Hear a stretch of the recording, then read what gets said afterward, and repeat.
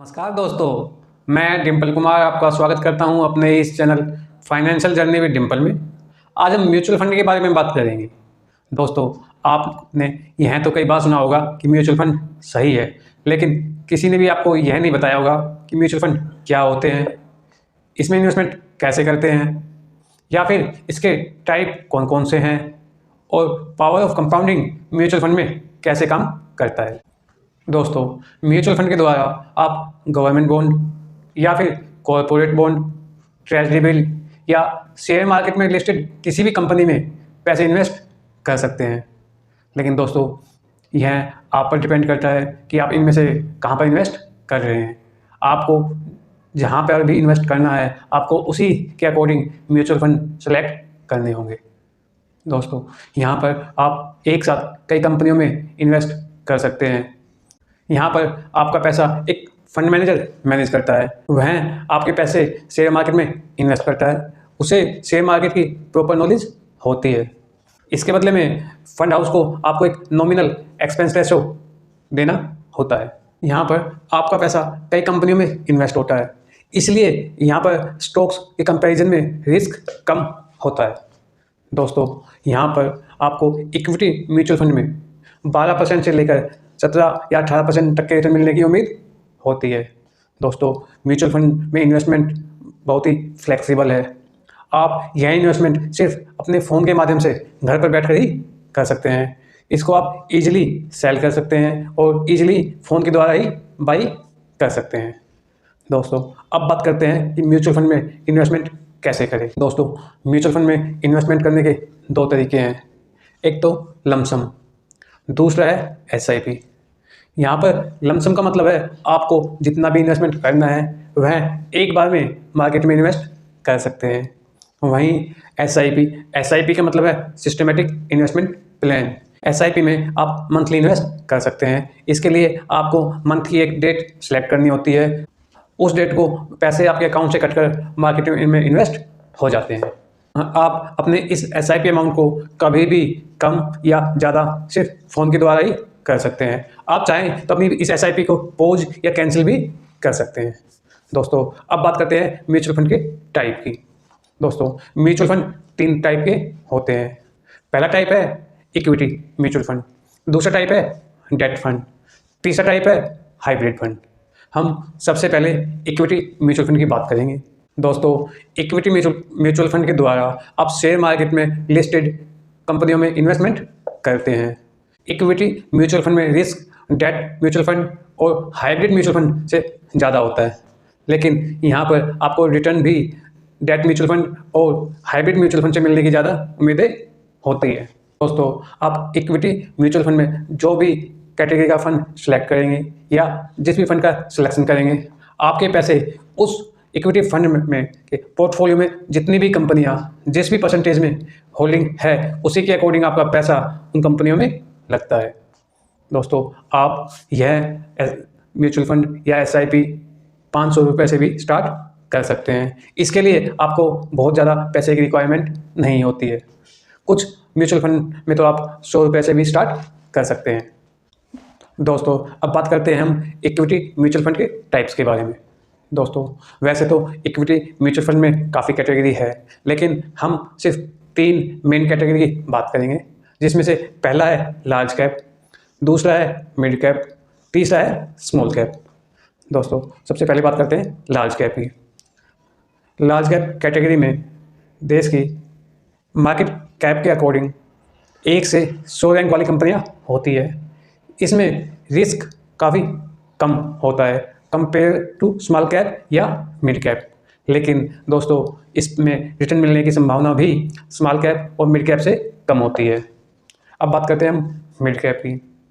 दोस्तों, इसमें market cap के रैंकिंग के अनुसार 101 से लेकर 250 रैंक तक की कंपनियां होती है और यह लार्ज कैप से ज़्यादा रिस्की होते हैं, लेकिन इसमें लार्ज कैप से ज़्यादा रिटर्न मिलने की संभावना होती है। वहीं स्मॉल कैप से यह कम रिस्की होता है और यहाँ पर स्मॉल कैप से कम रिटर्न मिलने की उम्मीदें होती है। अब बात करते हैं हम स्मॉल कैप की। दोस्तों, इसमें मार्केट कैप की रैंकिंग के अनुसार 250 से पीछे की जितनी भी कंपनियां होती है वो स्मॉल कैप में आती है। यह लार्ज कैप और मिड कैप से ज़्यादा रिस्की होता है, लेकिन इसमें रिटर्न मिलने की भी संभावना मिड कैप और लार्ज कैप से ज़्यादा होती है। लेकिन दोस्तों, आपको यह ज़रूर ध्यान रखना चाहिए कि अगर आप स्मॉल कैप में इन्वेस्टमेंट करना चाहते हैं तो आपको कम से कम 10 साल के लिए करना चाहिए।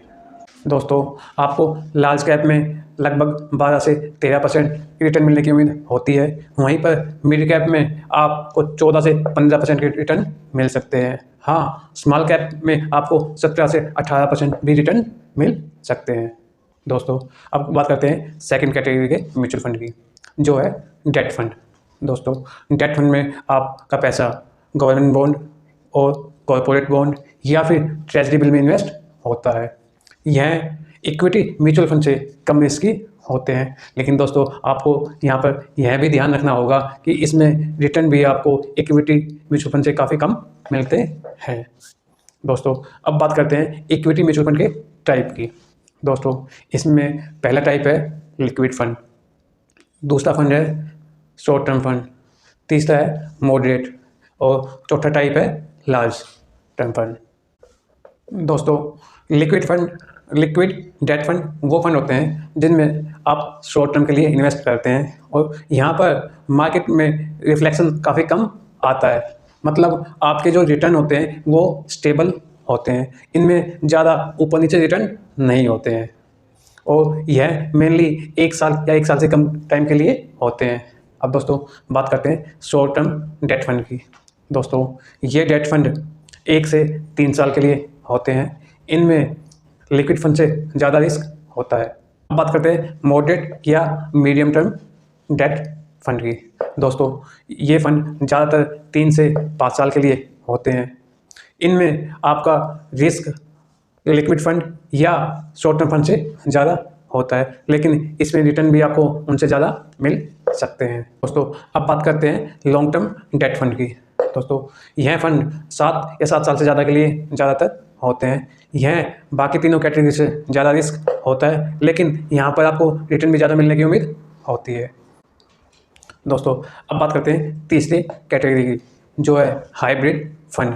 दोस्तों, ये फंड वो फंड होते हैं जिनमें आपका investment government bond, corporate bond या फिर ट्रेजरी बिल के साथ साथ इक्विटी में भी इन्वेस्टमेंट होता है। इसका मतलब यह है कि हाइब्रिड फंड इक्विटी फंड और डेट फंड का मिक्सअप होते हैं। दोस्तों, अब बात करते हैं इसके टाइप के बारे में। दोस्तों, हाइब्रिड फंड 3 टाइप के होते हैं। पहला है बैलेंस हाइब्रिड फंड, दूसरा है डेट फोकस्ड हाइब्रिड फंड, तीसरा है इक्विटी फोकस्ड हाइब्रिड फंड। दोस्तों, बैलेंस हाइब्रिड फंड में जो इन्वेस्टमेंट होता है उसमें से आपका 50% इक्विटी में इन्वेस्ट होता है, जबकि बाकी का 50% गवर्नमेंट बॉन्ड, कॉर्पोरेट बॉन्ड और ट्रेजरी बिल में इन्वेस्ट होता है। अब बात करते हैं इक्विटी फोकस हाइब्रिड फंड के बारे में। दोस्तों, इसमें आपका ज़्यादा पैसा इक्विटी में इन्वेस्ट होगा, जबकि कम पैसा आपका डेट फंड में इन्वेस्ट होगा। दोस्तों, अब बात करते हैं डेट फोकस फंड की। दोस्तों, इसमें आपका ज़्यादा पैसा डेट में इन्वेस्ट होगा, जबकि 50% से कम पैसा इक्विटी में इन्वेस्ट होगा। दोस्तों, अब बात करते हैं पावर कंपाउंडिंग म्यूचुअल फंड में कैसे काम करता है। दोस्तों, इसके लिए हम एक एग्जांपल लेंगे जिसमें हम 15 साल के लिए इन्वेस्ट करेंगे, हर महीने 15,000 इन्वेस्ट करेंगे और जो हमें रिटर्न मिलने की प्रोबेबिलिटी होगी वो भी हम 15% ही मानेंगे। दोस्तों, अब हम देखते हैं कि 15,000 रुपये हर महीने इन्वेस्ट करके अगले 15 साल में और 15% रिटर्न के साथ हमें कितने पैसे मिलने की उम्मीद होती है, या हमारा अमाउंट कितना हो सकता है। दोस्तों, इसके लिए हम फ़ोन का कैलकुलेटर यूज करेंगे और देखेंगे कि 15 साल बाद ये अमाउंट कितना होगा। दोस्तों, हम अब SIP कैलकुलेटर पर चलते हैं।